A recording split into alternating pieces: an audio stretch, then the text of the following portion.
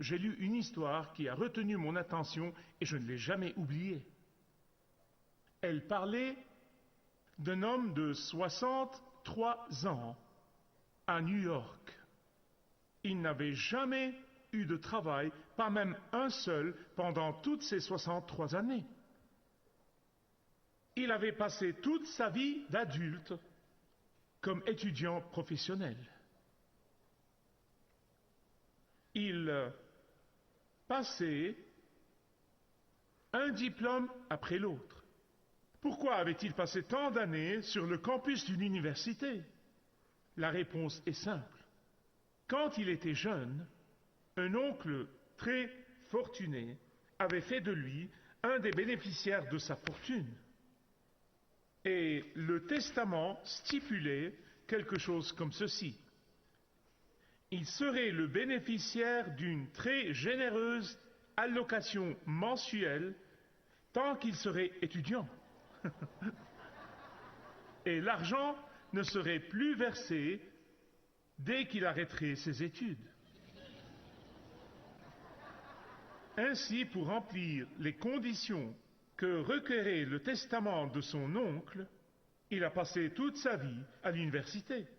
Je veux dire qu'il a passé des milliers et des milliers d'heures à écouter des professeurs, à lire des livres, mais n'a pas travaillé un jour dans sa vie. Sa formation n'a servi à personne. Ça marche de la même manière dans la vie chrétienne. Ça fonctionne de la même manière. Il y a tant de croyants qui sont des auditeurs professionnels de sermons, tant de croyants qui sont des lecteurs professionnels de livres chrétiens. Ils regardent les programmes de télévision chrétiens, mais ils vivent leur vie littéralement dans la désobéissance à la parole de Dieu. Jacques est très catégorique concernant le fait que ceux qui ont la foi ou qui disent qu'ils ont la foi doivent le prouver.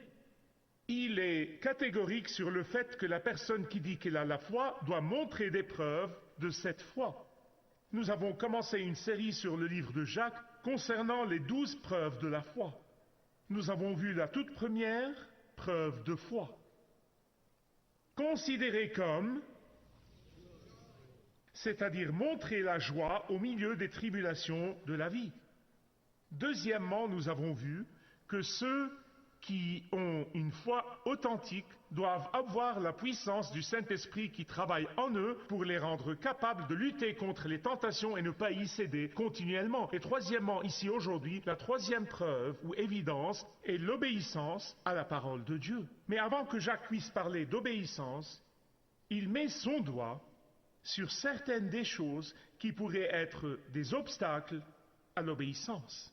Et donc il dit qu'avant de commencer à planter les semences de la parole de Dieu en vous, pour qu'elles croissent et produisent de bonnes graines, vous devrez arracher les mauvaises herbes, vous devrez labourer le champ, vous devrez cultiver la terre.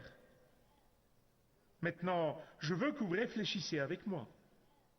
Pensez aux études bibliques ou aux groupes et à tous les soi-disant groupes de camaraderie et même certaines églises où vous pouvez avoir été, qui ne parlent jamais de confession. En fait, le mot confession est presque un anathème dans certaines églises évangéliques.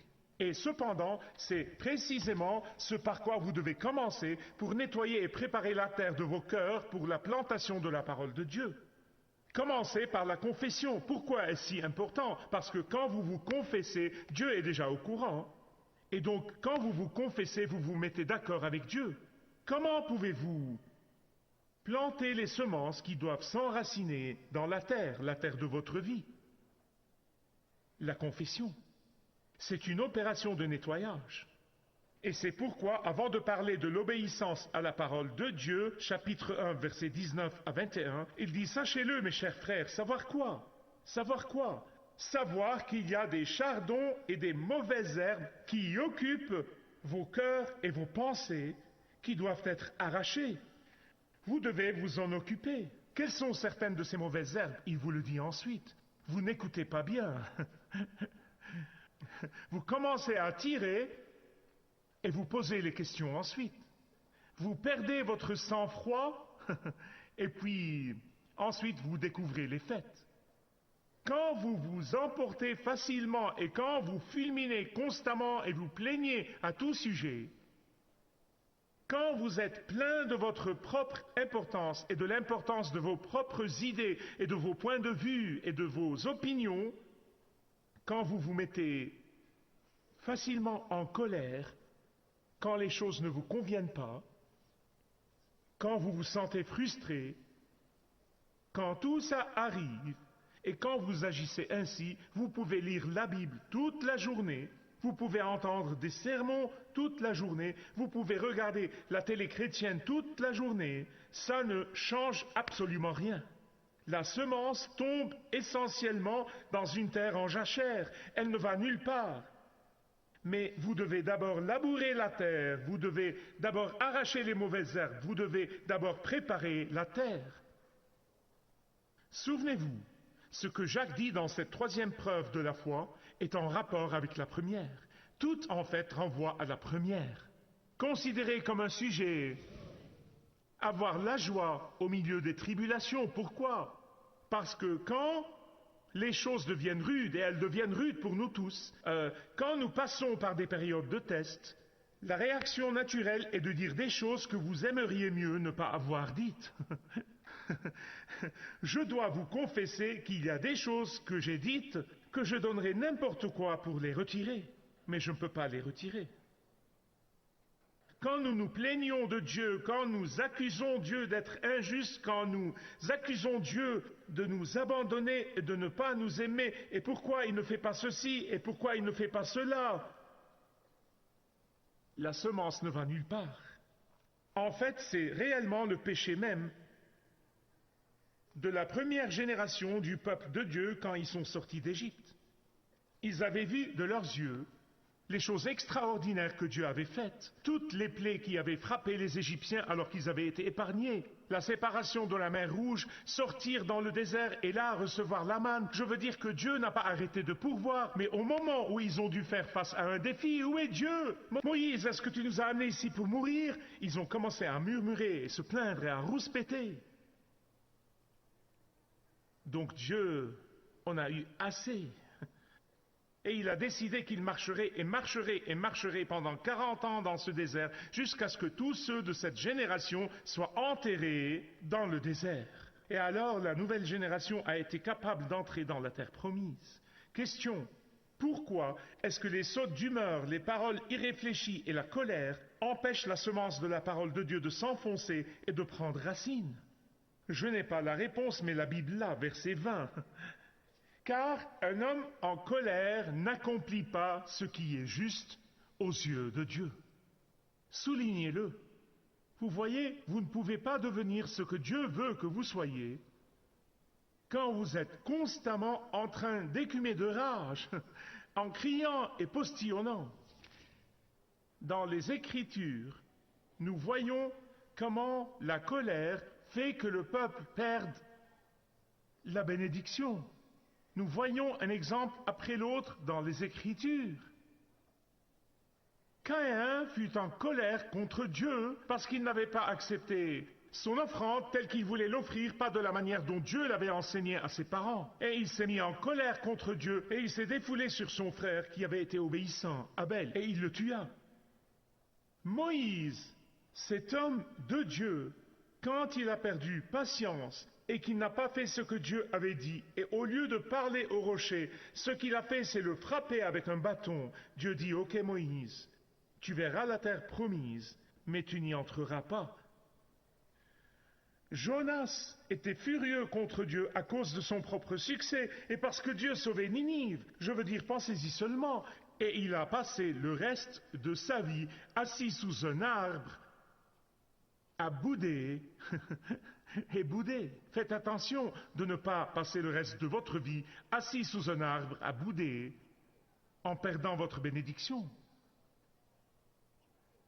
La colère, qui est le résultat d'une blessure à notre orgueil, va nous rendre aveugles à la volonté de Dieu dans notre vie. Elle va nous rendre aveugles à la grâce de Dieu.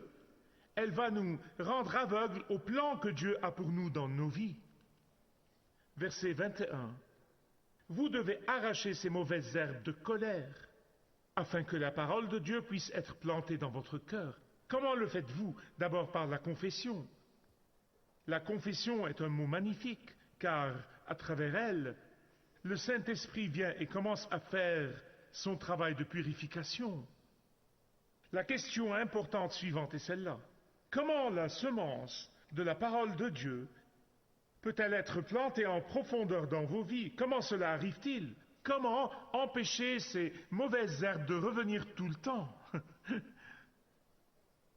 Je peux vous dire que ce n'est certainement pas en passant 10 petites minutes à lire les Écritures, mais c'est en y passant du temps, en prenant le temps, en réfléchissant profondément sur la parole de Dieu. Je m'assois avec la parole en premier le matin. Je me pose à moi-même les questions suivantes. Y a-t-il pour moi un exemple que je puisse imiter? Y a-t-il pour moi un commandement auquel il faut que j'obéisse? Y a-t-il une erreur dans ma vie qu'il faut que j'évite? Y a-t-il un péché auquel je dois renoncer? Y a-t-il une promesse qu'il faut que je proclame? Et souvent, le Seigneur pointe, voici une promesse que tu n'as pas encore proclamée. Y a-t-il une nouvelle pensée concernant Dieu que je ne connaissais pas? Y a-t-il une nouvelle idée concernant le Seigneur Jésus que je n'avais pas réalisée avant? Y a-t-il une nouvelle idée concernant le Saint-Esprit et son ministère dans ma vie qu'il faut que je comprenne? C'est comme cela que la semence se plante et s'enfonce profondément dans vos vies. Mais il y a encore quelque chose que je ne veux pas que vous manquiez. C'est si petit dans ce verset 21. Il dit de recevoir la parole de Dieu d'une certaine manière. C'est un mot-clé. Humblement. Certaines traductions disent avec douceur. Vous recevez cette parole humblement ou avec douceur. Pourquoi est-ce si important? C'est extrêmement important. Écoutez-moi avec attention, parce que ça veut dire de ne pas discuter avec la parole de Dieu. Ça veut dire ne tordez pas la parole de Dieu pour la rendre conforme à ce que vous voulez qu'elle dise. Mais au contraire, honorez-la. Honorez-la comme la vérité absolue de Dieu. Acceptez-la et obéissez-lui pleinement. Pourquoi? Versets 22 à 25 nous disent pourquoi. Parce qu'elle va nous aider à transformer notre vie. Ne vous contentez pas de l'écouter en vous trompant vous-même, mais faites ce qu'elle dit. À l'époque du 1er siècle, alors que l'apôtre Jacques écrit, ainsi que les auteurs du Nouveau Testament, la plupart des gens étaient illettrés, ils ne savaient pas lire. Ils avaient appris l'Évangile en l'entendant. Vous pouvez entendre tous les sermons du monde, vous pouvez écouter tous les prêches et les enseignements du monde, jusqu'à ce que, et à moins que, vous vouliez obéir et être prêt à obéir. Laissez la semence aller profondément afin qu'elle transforme votre vie, qu'elle change votre vie et que vous deveniez à la ressemblance du Christ. C'est comme ce type qui a passé toute sa vie à l'université. Il n'a été utile à personne. Pourquoi? Jacques dit que ses auditeurs ou ses lecteurs professionnels sont comme quelqu'un qui se lève le matin et regarde dans un miroir. Mais cette personne qui commence le matin par se regarder dans le miroir voit une tête échevelée, les cheveux en l'air, la barbe pas rasée, les dents jaunes, et vous ajoutez votre liste. Et cette personne regarde dans le miroir et elle s'attend à ce que le miroir fasse quelque chose pour son apparence. Elle peut attendre toute sa vie, ça n'arrivera pas. Le miroir n'améliorera pas ton apparence. Le miroir peut juste renvoyer l'image de ce qui est devant lui. Vous pouvez lire en vitesse les Écritures pour faire votre rapide dévotion et penser que vous l'avez faite et que vous devez vous dépêcher et vous pouvez faire cela sans que rien n'arrive, sans que cela ne vous touche jamais. Ça ne vous changera jamais. La parole de Dieu ne vous impactera pas. Elle ne vous touchera jamais. C'est comme l'homme qui regarde dans un miroir et voit une vision d'horreur, mais ne fait rien pour changer cela. C'est ce que Jacques dit. La vérité, c'est que quand la parole de Dieu nous confronte avec nos péchés et nos défauts, et oh là là, ça m'arrive personnellement tous les matins, ce n'est pas pour nous faire sentir temporairement mal. Et c'est le cas de beaucoup de gens. Ils se sentent mal quand ils entendent un message convaincant ou qu'ils lisent quelque chose dans la parole de Dieu. Dieu ne veut pas que vous vous sentiez mal temporairement ou autre. Avez-vous compris ça? Dieu veut que vous veniez à lui pour être purifié, pour grandir, pour être fortifié, pour être pardonné. Y a-t-il une question pour laquelle j'ai besoin de me repentir? Y a-t-il un domaine pour lequel j'ai besoin de recevoir le pardon? C'est ce que le miroir t'appelle et m'appelle à faire. Dans l'Ancien Testament, dans le tabernacle et puis plus tard dans le temple, quand les prêtres étaient dans le lieu saint, il y avait un bassin avec de l'eau, il a appelé la cuve. Et ces prêtres, parce que c'est un symbole de la parole de Dieu, ils devaient se purifier avant d'entrer et d'exercer leur service pour le Seigneur. Ce bassin est un symbole de la parole de Dieu. Et c'est pourquoi, en fait, dans l'Épître aux Éphésiens, chapitre 5, Paul dit que Jésus nous a aimés et est mort pour nous afin de nous sanctifier après nous avoir purifiés. Comment? En nous purifiant par l'eau et par la parole. Il y a un avertissement. La personne qui entend ou lit la parole de Dieu et ne lui y obéit pas vivra une vie frustrée. Même peut-être, j'ose dire, une vie déprimée. C'est comme quelqu'un qui a dit « l'impression sans expression conduit à la dépression ». Donc la troisième preuve de la véritable foi se manifeste comment? En arrachant les choses qui ne sont pas supposées être là, et en plantant la parole de Dieu profondément dans le cœur et la terre de nos cœurs, afin que l'obéissance à cette parole fasse son travail de transformation. Elle fait son travail de transformation. Elle enlève la frustration. Elle enlève la colère et vous donne la joie au milieu des épreuves. Question. À quoi ressemble le fruit de l'obéissance? Encore une fois, Jacques nous dit, versets 26 et 27, il a dit, d'abord, il va vous donner la capacité de contrôler votre langue. Jacques en parle. L'importance des paroles. Pourquoi est-ce que vos paroles sont importantes? Jésus répond à cette question.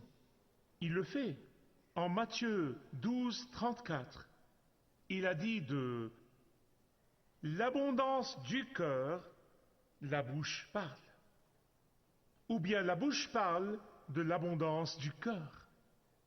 Ce qu'on trouve dans le seau et ce qui est dans les puits. Donc la bouche exprime ce qui est dans le cœur, c'est pourquoi c'est important. Donc la question est-ce que vous louez Dieu tout le temps? Est-ce que vous bénissez Dieu? Ou est-ce que vous vous plaignez tout le temps en pensant à quelque chose qui ne va pas et en vous en plaignant? Est-ce que vous bénissez ou est-ce que vous maudissez? Est-ce que vous critiquez ou est-ce que vous encouragez? Est-ce que vous rabaissez les gens ou est-ce que vous les élevez? Le second fruit de cette obéissance à la parole de Dieu est de montrer de la gentillesse. Pourquoi? Pourquoi est-ce important? Parce que montrer de la gentillesse est l'amour en action. Il n'est pas utile de dire que j'aime quelqu'un et je les vois dans la détresse et je ne fais rien pour eux.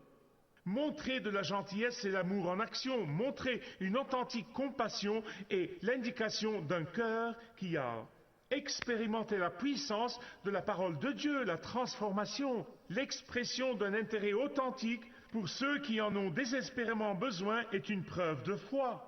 Et c'est en effet la raison pour laquelle il mentionne les veuves et les orphelins spécifiquement. À l'époque, c'était les gens les plus désespérés dans la société. Pas de sécurité sociale, pas d'aide gouvernementale, pas de protection de l'enfance. Mais ce n'est pas important, ce n'est pas important. La question est la même. L'idée est la même. Si vous montrez de la gentillesse à ceux qui sont dans le besoin, c'est une preuve du fruit de l'obéissance à la parole de Dieu. La troisième chose qu'il dit être une preuve de l'obéissance à la parole de Dieu, qu'est-ce que c'est? La séparation du monde. Ok, Michael, nous allons tous monter dans la montagne, vivre dans les bulles, ou alors nous allons aller dans les couvents ou dans les monastères. Non, non, non, ce n'est pas ce dont il parle. La Bible parle clairement d'être dans le monde, mais pas du monde. Donc qu'est-ce que ça signifie? Simplement ceci. Ne lisez pas les saletés que les non-croyants lisent. Ne regardez pas les trucs libidineux que les non-croyants regardent. N'utilisez pas le langage dégoûtant qu'ils utilisent. Ne contaminez pas vos pensées avec leur saleté. C'est ce qu'il veut dire. La Bible nous donne l'exemple de Lot. Lot était le neveu d'Abraham. Il y a eu des disputes à cause de l'avidité entre ses bergers et les bergers d'Abraham, et Abraham a dit, prends ce que tu veux. Toi et moi n'allons pas nous disputer. Et Dieu a béni encore plus Abraham. Et la Bible dit que Lot planta sa tente dans la région de Sodome. Oh non, non, un homme comme moi ne va pas aller là-bas, je vais juste m'approcher suffisamment pour pouvoir y jeter un coup d'œil. Je veux l'avoir à distance. Je me demande, ces gens font la fête tous les soirs, je me demande comment c'est d'être là-bas. Jour après jour, il a rapproché sa tente de Sodome. Soyez très prudents, soyez très prudents, si votre tente est près du Sodome de ce monde. Et l'étape d'après, la Bible dit qu'il était à Sodome. Oh, il s'est probablement dit à lui-même qu'il allait témoigner. Je vais juste être une lumière pour ces gens. Vous avez la troisième étape dans la Bible. Maintenant, il fait partie intégrante de cette misérable culture. Il était assis à la porte, ce qui veut dire qu'il a fini par en faire partie. Et le résultat, mes chers amis, le résultat,